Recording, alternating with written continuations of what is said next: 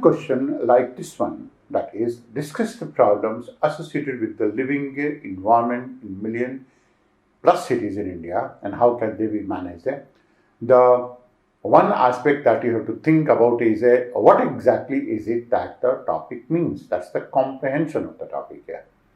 Now, the word in this case is problems associated with living environment. That is one, where the people live. That's one.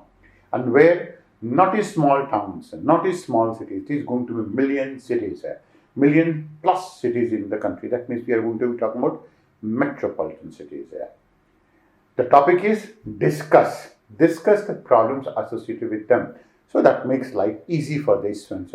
How can these be managed? Now that is a question. How can these be managed? That means you can go to put it in point-wise form in a telegraphic language, 1, 2, 3, 4, 5, and so on, so forth. That is how you can go to take it forward. Now, talking about it, taking it forward, as we say, that is why the question was asked. Now, this was a question asked because when people observed that during the COVID period, there was a complete cleanliness in the city. From some of the cities, the people were able to see even Himalayan ranges as well. You must have noticed about Saharanpur, Jalandhar, and also Sitamarhi in Bihar, from where the Himalayan ranges were also seen. And also people observed for the first time, that is without pollution, how clean the whole of the system can go on to get, how clean the river can go on to get, how clean the air can go on to get. So that is where it raised the question of about the living environment, and that is why it was asked. Now this is a question that is going to be very, very mark switching, because you can go on to define the components, and the components can be how is it that is the different components of a living environment, their problems and their management. The approach is how is it that you can actually go on to organize your thinking in this case. And organization of the thinking is not going to be an easy job, considering that the topic was there, hell-bent to confuse you people in this case. The problem that most of the students are likely to face is how is it that they will go to structure it. They may go on to pick up this question by talking about specific problems of Mumbai, specific problems of Chennai, Delhi, Kolkata, Bengaluru, and so on. That's a problem. And structuring the issues associated with the million plus cities is always going to be an issue, problem. The mistake that, most of the mistake that, and the biggest mistake that the students are likely to create in this case is what they will going to do is that they will going to talk about government programs in this case, and that is going to be fatal. Remember, it's not general studies. The basic difference between an optional paper and general studies is that in optional paper, you have to talk about what the government has done and maybe a slight critique of the government policies in the programs. In the optional, you have to put your own suggestion. It has to be scholarly in nature. Scholarly people do not go to talk about what the government has done. They decide what they have to do, and that is what is significant in this case. So that is why the topic has been significant in this case. We are first of all talking about defining million plus cities in the country. So that will go on to include, of course, all of those million plus cities. You do not need to write the name of all of them. Only few of them are going to be significant. Delhi NCR is going to be one of them, Kolkata, Mumbai, then of course Chennai, and then Bengaluru, Hyderabad, and so on and so forth. You can go to pick up only some of them. Then, what the living environment means. Now, when we are going to be talking about living environment, then we are going to be classifying the living environment. And having classified it, we are going to be talking about the problems of each one of them, and then the management. That means city structure, the problem associated with city structure, and then the management of the city structure, if we at all we can go on to manage that part. That will go on to make it easy for it. So one of this living environment is city structure. Now city structure means where exactly is it the CBD of the city, that is central business district of the city is, where are the sprawls, what are the problems associated with city structure. The basic problem associated with city structure as generated by city structure is a very high load on the CBD, that is the central part of the city. The central part of the city goes on to wear a dilapidated look. It is going to be a concrete jungle. It is suffering with traffic problems, pollution problems, and also a very high concentration of gases and fumes exhausted by the cars. That's a problem. Solution in this case is that you have to strengthen its sprawl. You have to make it possible, so much so that there are two possibilities. That is, people can go to work from home. That's number one. Of course, this is something that has been in fashion during the COVID period. The second is, with respect to city structure, that you can go on to make a differential timing. Differential timing, that means someone is going to come to the city region at 8 o'clock in the morning, some at 9 o'clock, some 10 o'clock, some at 12 o'clock, and so on. You can differentiate that. In trying to curb the traffic issues, you can go on to classify the speed of the different lanes and as well, and it is not too difficult to manage that as well. That's number one. Second is the built environment. The built environment refers to that is a completely built unit of the city. That is the built environment, the concrete jungle that the city goes on to make it. The basic problem with the built environment is that it doesn't allow the water to seep in this case. The other is associated with the urban heat island effect. And when we are going to be talking about urban heat island effect, that means the concrete layers, the asphalt layers, are going to absorb a lot of light, a lot of sun rays. And because they absorb it, the temperature of this region goes on to increase. And as the temperature increases, of course, it leads to evolution of an urban heat island effect. Now, this built environment has to be made different. I mean, it has to be only with the help of a planning. And how is it that planning can go on to help both of them, city structure as well as built environment? The maximum amount of a built environment goes on to be existing in the city structure region, and that is what is responsible for raising the temperature. You have to develop a sprawl. That is number one. Second is you have to stop vehicles flying in the city area or the CBD. It's the same thing that is being talked about. That is, Connaught Place will go on to remain traffic free or car free for at least 1 day of a time, maybe for 3-4 days of time, maybe for 10 days of a time, so that you're going to make the whole region very, very walkable. The same thing is being talked about Sector 18 in Noida as well. Now, that is one form. The third is how is it that you can go to develop this sprawl? And when we are going to be talking about the sprawl, that is the sprawling regions of it. And where exactly is it that this sprawl lies?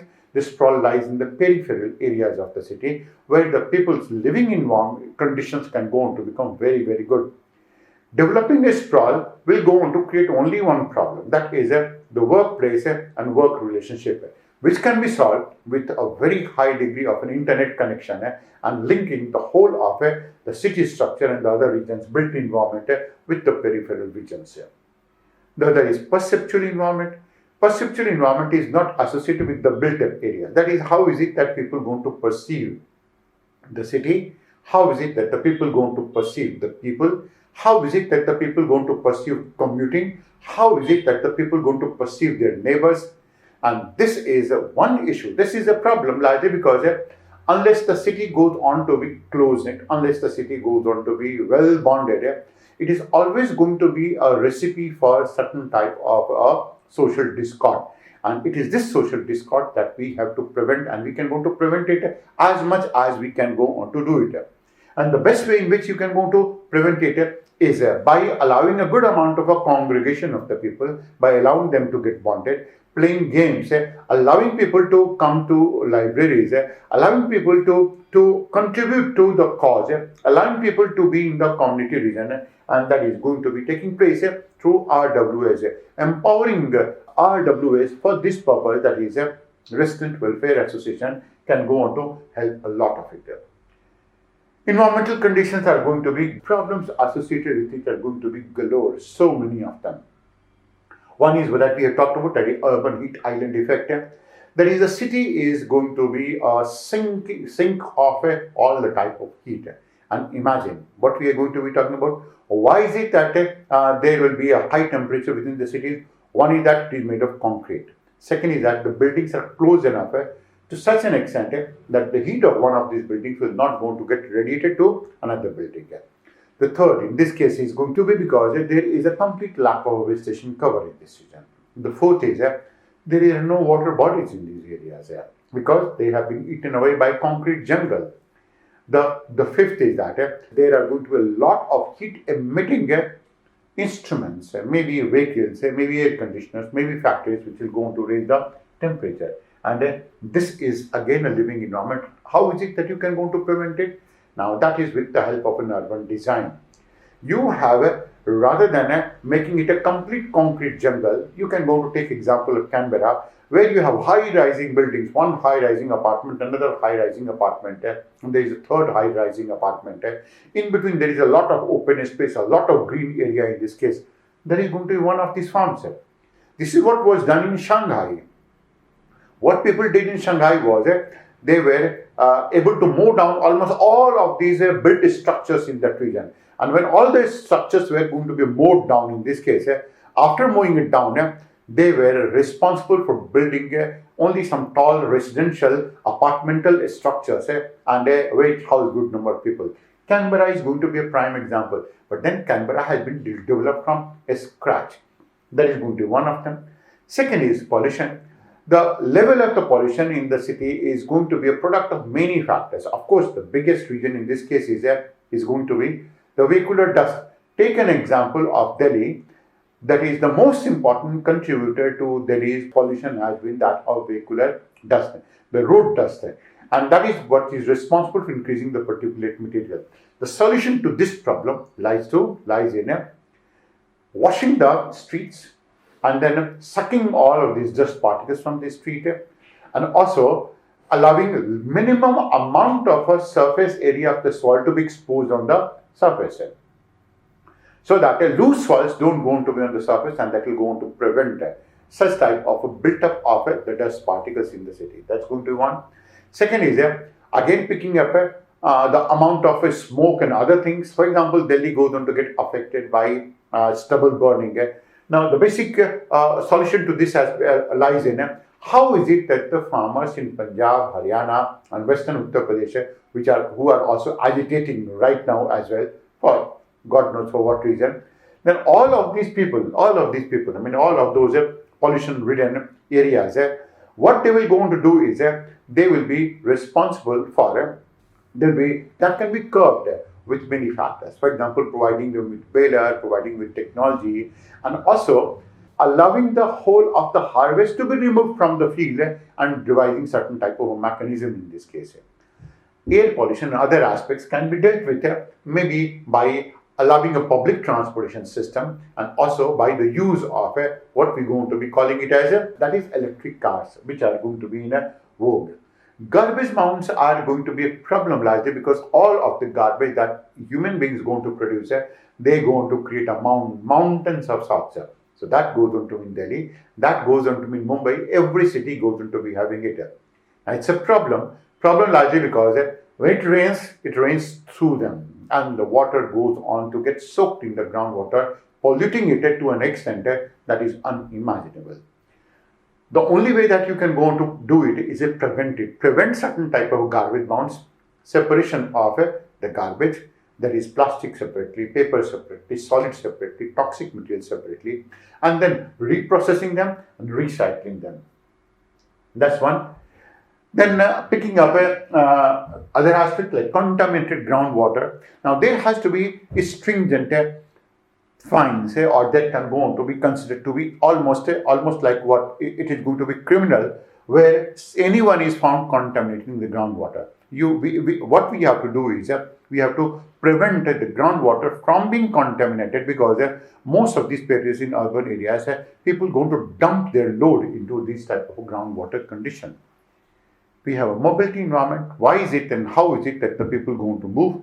The movement of the people from one place to another place is what we're going to be calling is mobility environment.